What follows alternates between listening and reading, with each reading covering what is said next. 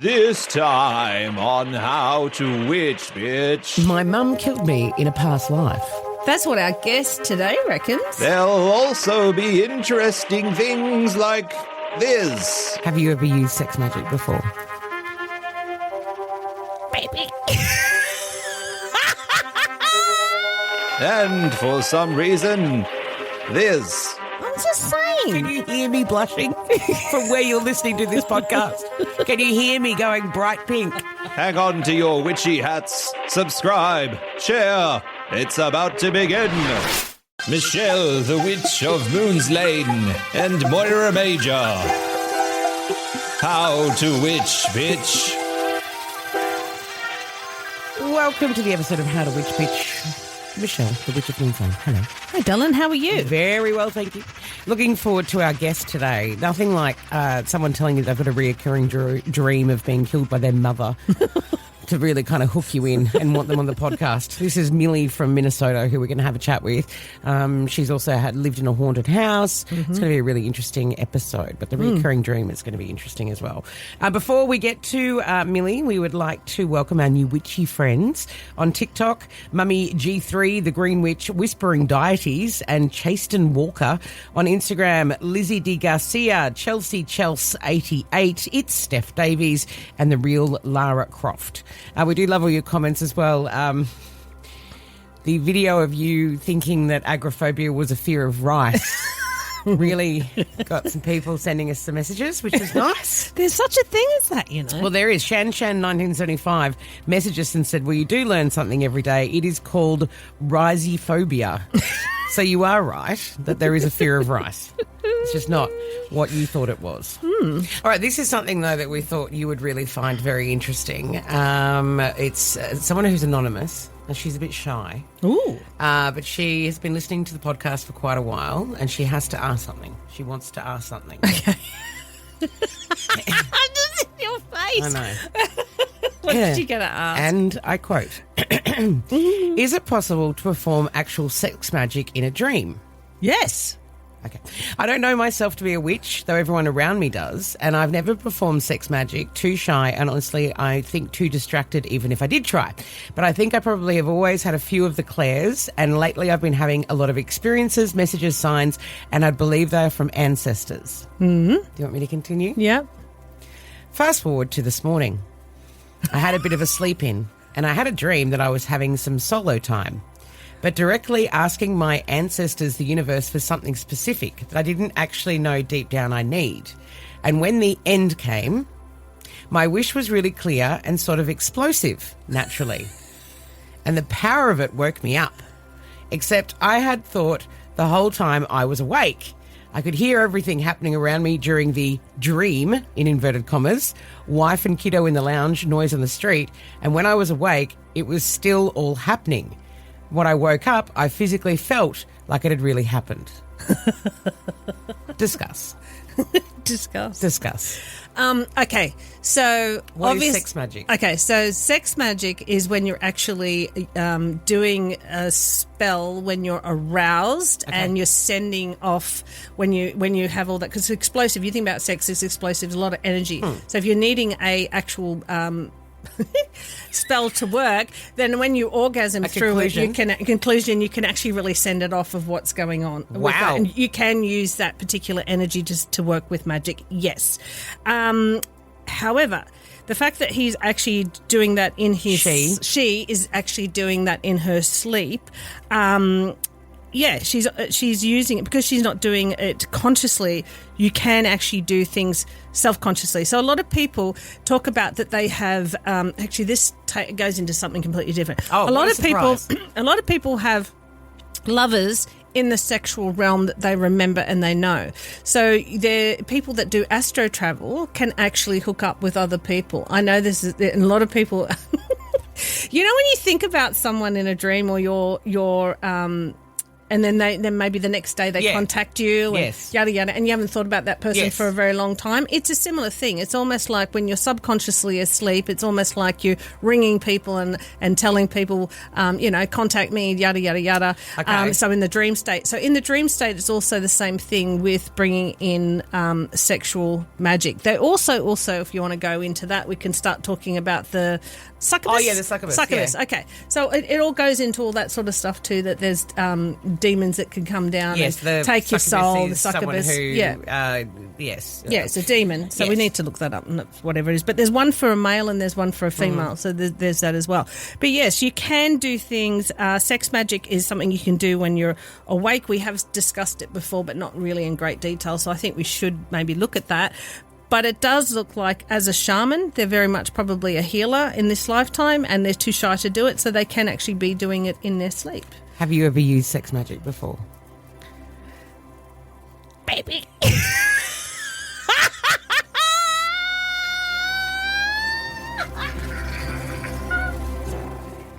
A little bit, maybe. Did it work? Yes. All right, calm down. My spells work. Oh, yes. Yes. Yes.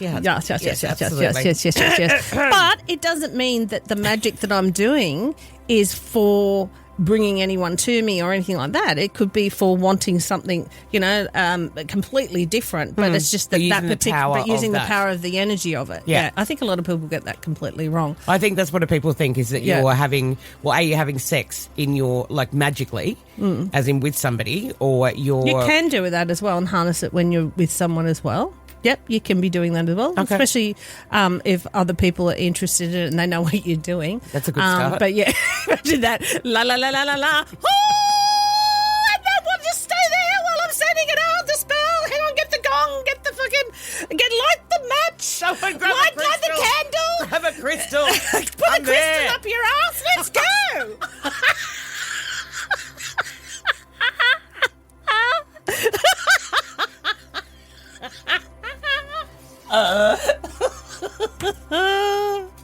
What did I expect? I don't know, but I think it's easier just to do it on your own. Okay, then. Okay.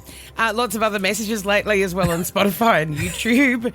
Felicity says she has a cracker of a haunted house story. Oh, that sounds good. Oh, that sounds good. We need a cracker. Someone's just started honouring Goddess Fortuna.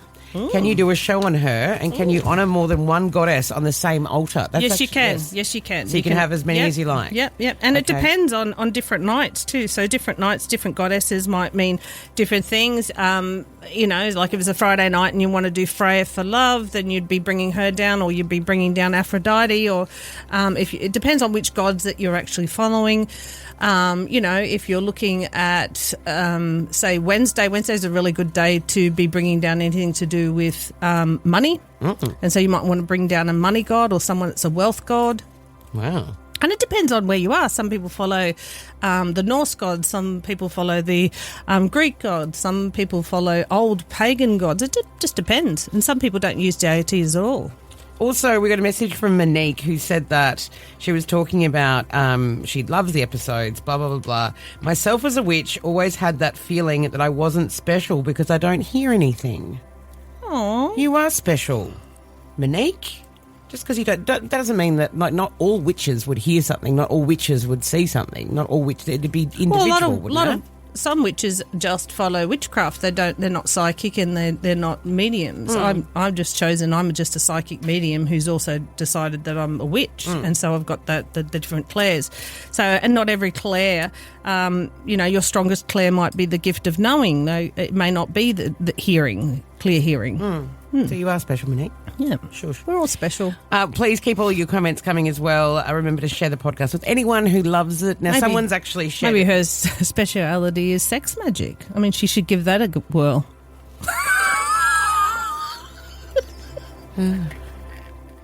She'll hear something. She'll give it a whirl. G'day, love. Do you want to give it a whirl?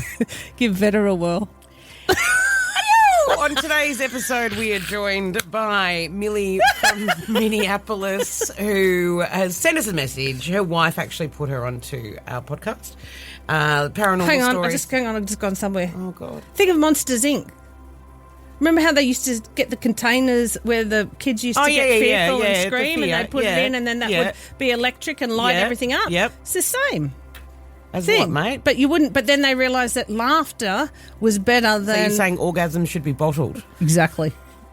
We should orgasm a bottle or bottle a orgasm. And write someone's name in it. Oh. No, that's not right. But you do, yes, have the altar. So what you do is you've got to get everything ready before you get orgasmic, all right? And then when that happens, you might as well send it out with this spell, right? God's sake, I'm getting Sounds like a lot of work. I don't know, but I might try to get a house with it. I might do it next time we get a house. Can we film that? I don't know if we can. Light a candle, Moyra! Light a candle! I'm not in the room. Fuck off. Poor Ben. Learning things he doesn't need to learn. He's too young. Oh, what are you talking about? He's going to go home and give himself a whirl too. What do you want? I need another 100,000. Send that up into the world. I'm just saying. Can you hear me blushing from where you're listening to this podcast? Can you hear me going bright pink? That's fucking God, we just looked at the television. There's two turtles having sex. I'm actually serious. There's a TV in the room. It's playing a documentary, and the turtles are rooting. Oh, God, that's funny. Oh, shit. All right. Imagine them. Imagine being a turtle. Take them so long. Maybe. All right. Maybe I'll come back as a turtle.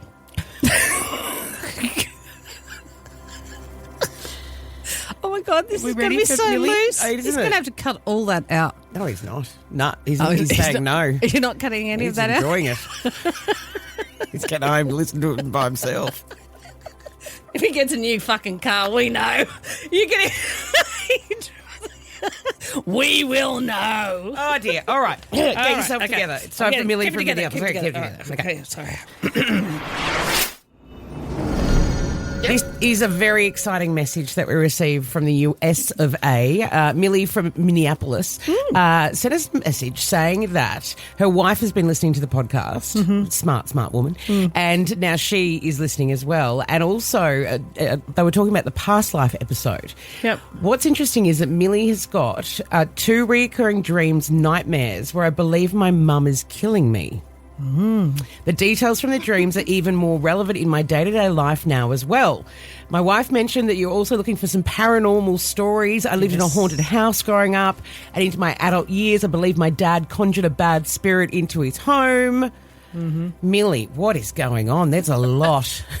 Yeah. Yeah. I think that, like, my family has some weird thing going on with it. Like, honestly, so the dream started at least as early as I can think of. Like, I was about 10. So I had this first recurring dream that I was on a beach with 2 people. One of them who I knew was a mother, and then another person who I don't really know who they were. And then the next thing that I know, we're looking down at a bunch of rocks and a beach and the ocean, I assume.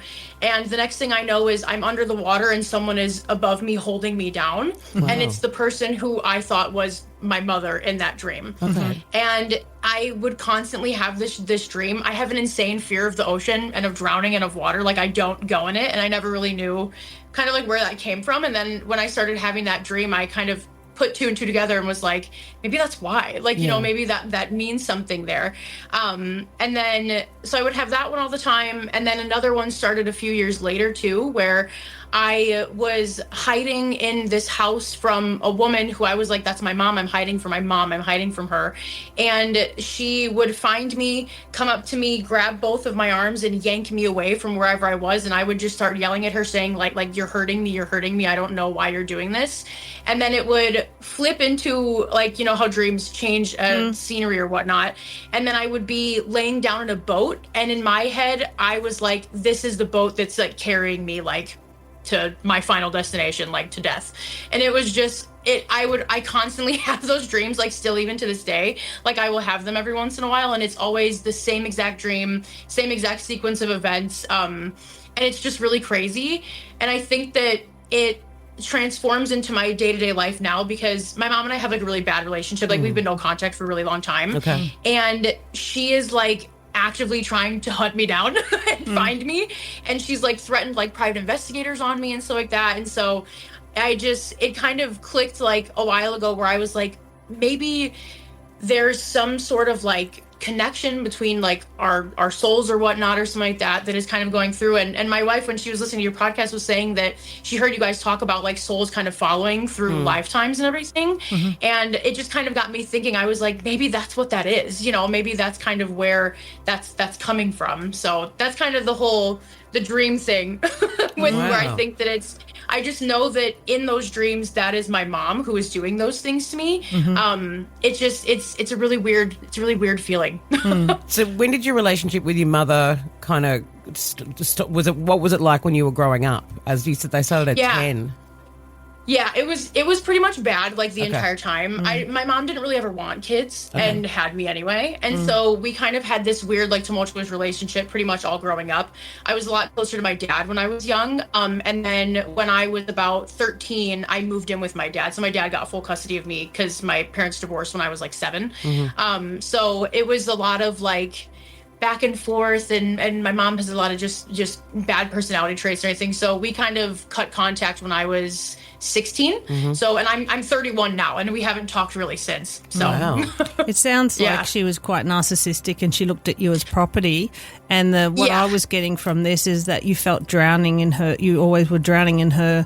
Energy. You know, her energy, her emotion, and that you knew that you were very different from a young age and that you were going to disappoint her. You constantly felt like you were going to disappoint her. So that's basically, it's a fear dream that you're not living up to her expectations, which is really difficult as a young child because you can't sort of articulate that. But it sounds like you had a very narcissistic, controlling mother, and she's even controlling you now, saying, you know, it's like, that's my property, I'll hunt you down and get you. Going back to the fairy in the boats and taking me to my death. It's interesting because it is you ever heard of don't pay the ferryman, that type of thing, where they used to put the coins on, and the boat was always meant to be your passage to the next life and beyond. So I mean, the fact that you've got fear of drowning could also just mean because of that dream that you were having, that you were feeling like you were drowning and suffocating all the time because she wasn't allowing you to be yourself. She was controlling your every move, even to the point where I was kind of getting, maybe she wouldn't even let you wear your own outfit. She would choose the outfits, things like that. So it's almost like you had no sort of personal space or freedom. That's what I was getting. But on that, because it was so young when you started with that dream, it could have been also incorporated that you did have, you might have drowned in your last life. But I'm getting more of the case of a domineering mother figure here, that you felt that you could never kind of live up to. She's trying to hide you away too. She's putting you under the water, and then she's pushing you out in the boat. Like you said, because she maybe resented having children, like choosing to have children, she's trying to get rid of you in that way as well, like both of those ways. And water too is emotion. So you're drowning in emotions, you're drowning in your own emotions, you're drowning in her emotions. These are things that you can't get away from. So I really feel as a young person, the boat was actually your saviour, because at least you weren't drowning and you could get away, whether it was through death or whether it was to an island or where it was. That was always like the passage of, I don't know if maybe your father is the safe harbour, which would call it would be the boat too. Yeah. It's very interesting. Like my mom was very much like very controlling. It's funny that you say like about like the choosing your own outfits and everything. I was never allowed to dress myself. No, that's when I was a kid. Like it was really crazy. Like she would pick out everything for me, and it was pretty much until I moved in with my dad that I kind of got no personal away from freedom. That and was able to do my own thing. No personal freedom. So she was controlling everything. She probably even controlled what you said, like, we go to the party, please be quiet, be seen, not heard, this sort of thing, which is also, again, taking away or stripping away your value, the value that you have. Yeah. Yeah, it was very crazy. It was very much like I like that makes sense where it's like, you know, she was just very heavy presence around, you know, that didn't really let me be myself and express myself and all those things. So that's what narcissistic mothers do. They look at you as property. So this is something, this is mine. So therefore it's a part of me. So therefore you dress the way I want you to. You sound the way I want you to do. You do what I want. And you being someone that's sitting there with your lovely hair. Pink hair and with your eyebrows. And your choices of your lover is definitely probably not what she had. Yes. I kind of like the idea if she was bringing you out of the closet, though. That's I nice. was just thinking that's pretty good. Getting you out of the closet. She out of did the get you house. out of the closet. Exactly, which is so funny because I always like joke, like when I was in middle school, my mom would always be like, "You're not really interested in boys. Like, what's up with that?" And I was like, "I don't know. I'm 13. Who cares?" And then I was like, "Well, maybe she was right." You're getting out of that closet right now, young lady. Exactly. Whether you like it or not, you're coming out. Exactly. Now, tell us classic. about the house as well. You lived in with Dad, the haunted house growing up. Was that the same house as the parents, or just the one with Dad? So it was a different one. Okay. Yeah. So there were times where I was going to sleep and I had this like Hello Kitty nightlight on my nightstand. Yeah, totally. And because why not, right? Yep. And so I had that there, and so I could kind of see the room a little bit as it was, lit up or whatnot. And there was one night where I was sleeping, and I remember I felt like somebody was behind me, and so I just kind of like rolled over, and I was like, "Oh, what's that?" And there was a woman looked like leaning over my bed, just looking at me, and I was like, I don't know who that was. And because I was a child, I was just kind of like, well, I'm going to pull the covers up over my head and just go back to sleep. And then I just kind of ignored that. That was when I was younger. And then about the bad thing that I think my dad conjured into his house. My dad, my stepmom, and I were going through a lot. It was during 2020, so like the pandemic was going on still. So it was very, very rocky in the household. All of our relationships were kind of just really on the end. And I had really just kind of started really diving into like doing like cleansings around the house and just trying to kind of keep the energy clean and everything. And our dog one night woke up in the middle of the night and started growling and barking in a corner of my dad's bedroom. And like, the dog never really got freaked out by anything. We lived in an apartment, so it was like there were noises all the time. And he started freaking out, like he wouldn't calm down for the night and everything. Kept doing it for a few nights, and my dad was kind of like, "You need to like do a cleansing in our room. Like you need to do something because like whatever this is freaking me out. It's freaking the dog out, like all of this stuff." So I kind of went through, I like gave him like a giant amethyst, and I was like, "This is all I have." I was like, "Just take this, put it on the desk." I was like, "I'll do like kind of, like try to kick whatever out of here." Like I was like, "I'm not worse than that." I was like, "But I'll do my best and, try to help out." It stopped for like a little bit, and then it came back, and it was a weird feeling in the room. I don't exactly know what it was. Nothing ever bothered me personally with that, but my dad would constantly say that like he felt really freaked out, and the dog was always just this one corner of the room was just growling and barking at and just would never calm down like at night or anything. So he like wouldn't go over there. Did he have mirror wardrobe? There was like a vanity over in that corner. Yeah, and then you have a mirror. Did you have a mirror looking at a mirror? There was, because they had a dresser mirror. That's a portal. You actually have one behind you as well. Yeah, A mirror so- looking at a mirror. I do, yeah. You need to stop that. That's actually a portal. Yeah. So what it is you're actually because it's like a dimension on a dimension on a dimension. So you want to lock all your mirrors if you're going to do that, or move the mirrors. You never have a mirror looking at a mirror. And if it was near also a light source, like where you turn the light on, electricity and stuff like that, it does conjure electrics, electricity and things like that. So that's kind of like it allows for things that you might not like to come through. Yeah. Or just different energies that the dog's is picking up that you're not picking up. Why do you think Dad conjured it? Had Dad done some stuff as well, or? Yeah, he Did he used to smoke a lot of weed? Political views. I know that my stepmom drank a lot. Okay. Well, did she drink gin? Because that's the gin and the spirit. I don't know, but sometimes, that's. No, So tell us about Dad. We're not allowed to tell that. No. She had a very particular taste in very cheap wine. Oh, good woman. Girl after my own heart. So do we. So tell us about Dad. That's so funny. Yeah, he over the past 10 years has developed a very interesting political stance, and has just kind of been not the best person to be around, and so he kind of has created this very negative persona. Okay, so that would be Okay, so that's feeds bringing on the negativity. Yeah. Okay. Yeah. So it was, and that's why I say like it was very rocky because we were constantly fighting with each other. Right. He just became a very negative person, and it just kind of got out of control. And that's why like I was thinking, from my knowledge of those things, I was like, well, with him being so negative and all of these things happening, like that seems like a beacon for something to come in. Yeah. You know? Plus, you've got a portal if you haven't looked your mirrors of a mirror. So you got to be very careful of that. Yeah. Yeah, and I did. It's funny that you mentioned that because I didn't even think about that. Where they had like a vanity in the corner and then a dresser with a mirror on it, facing basically exactly what you have going on right now. That's what I was seeing. I know. I didn't even think about that. We had this one for so long, and we cover it up every once in a while because it freaks me out. That's probably why. A good thing. That's probably why. It's Dad's negative political views coming through. Imagine the dog. He's going, you fucking idiot. Literally, exactly. Guys, you're handing me an amethyst. I don't want a bloody amethyst. What am I meant to do with this shit? I'm just going to eat it and shit it back out again. That's not going to help. Wow. Oh.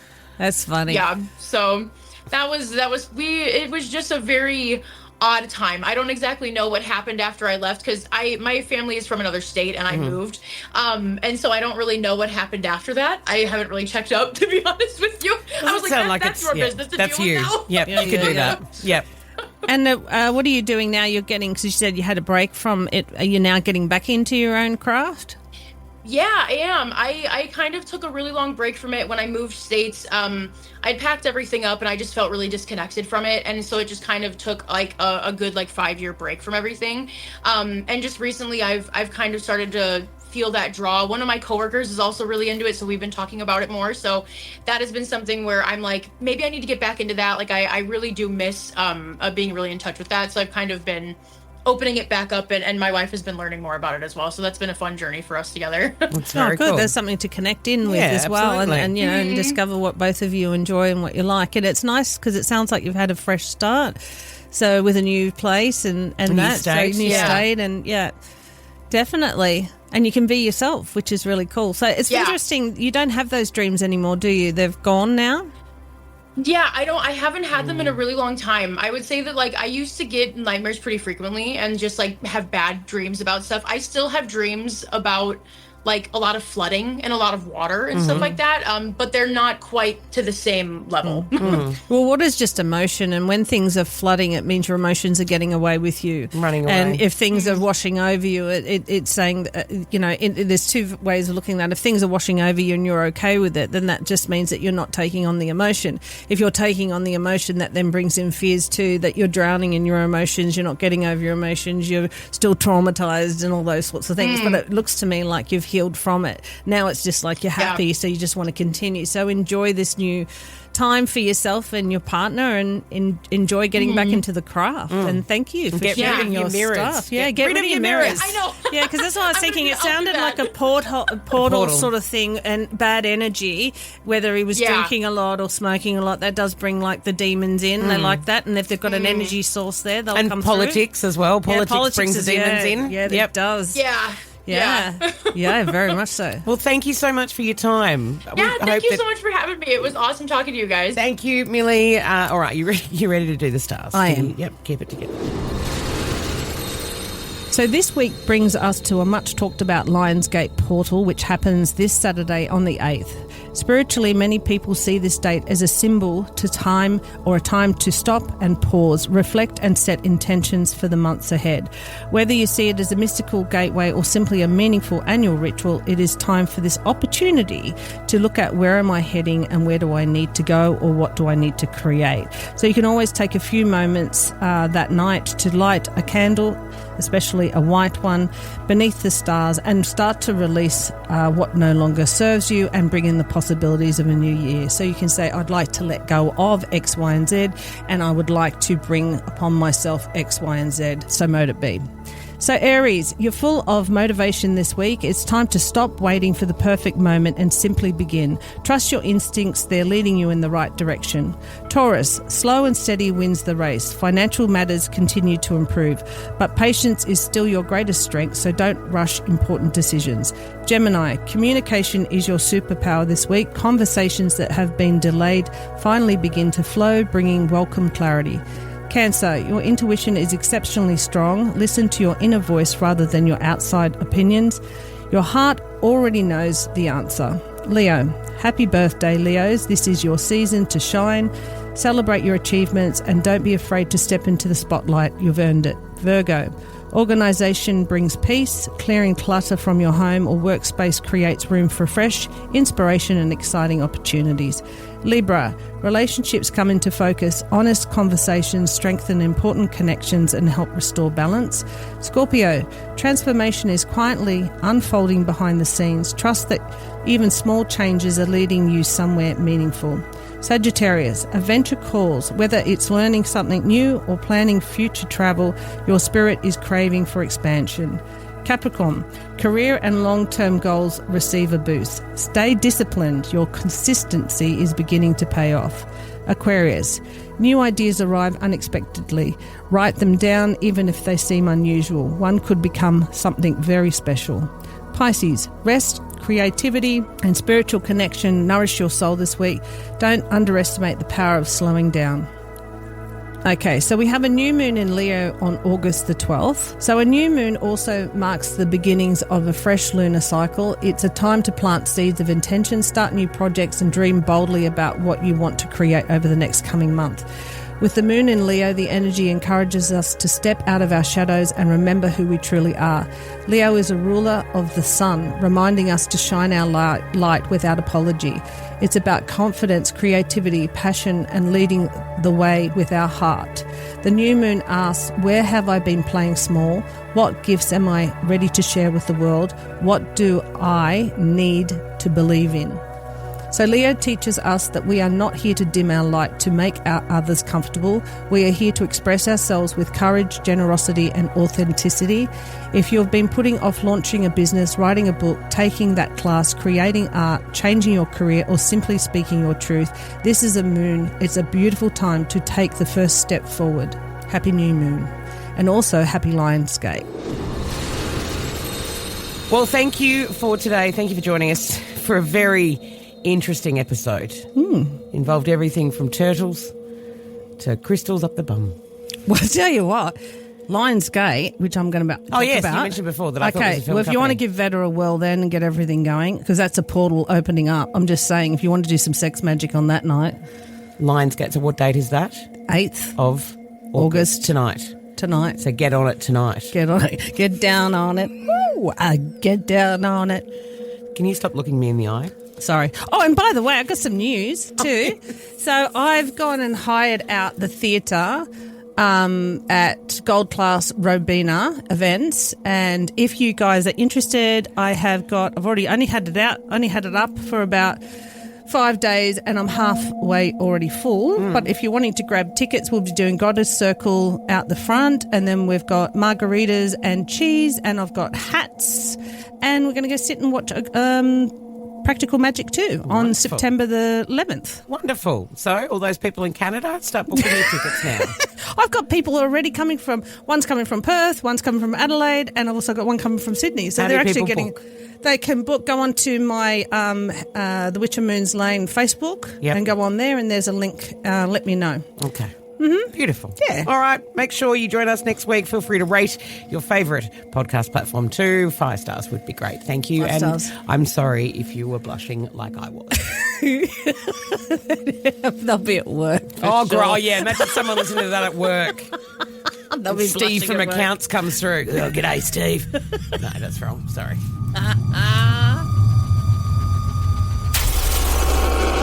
Woodwork Podcasts. Mobile podcast recording. woodworkpodcasts.com.au